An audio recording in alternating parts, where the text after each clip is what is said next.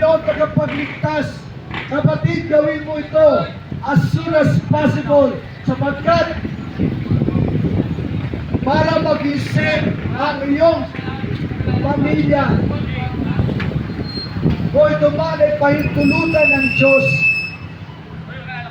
Mga kapatid, tayo po lahat ay magtulungan. Sa totoo lang, ang Pilipinas may ginagawa na ang Diyos na transformation. Nangyari ito ng panahon ni Duterte, nagkaroon ng transformation sa Pilipinas. Ginamit ang isang tao para matransform ang Pilipinas. Kaya ngayon marami ng Pilipino alam na kung ano yung tama at mali. Alam na kung sino yung mga hypocrites. Alam na yung mga politiko na gumagamit lang ng mga tao upang pansarili nilang kapakanan.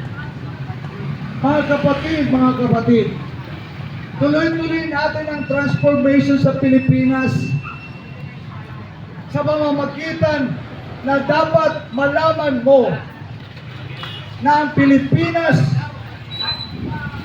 ay bahagi ka nito at ikaw ay Pilipino, bahagi ka ng Pilipinas, manalangin ka para sa Pilipinas. Bago mo unahin ang ibang bansa, ipanalangin mo muna ang Pilipinas. Kung ikaw ay Pilipino, ipanalangin mo ang Pilipinas. Sama-sama na tayong manalangin at sabihin natin sa Panginoon, Lord,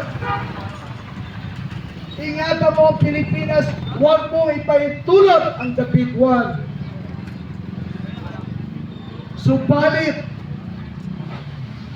kung ilan lang ang mananalangin,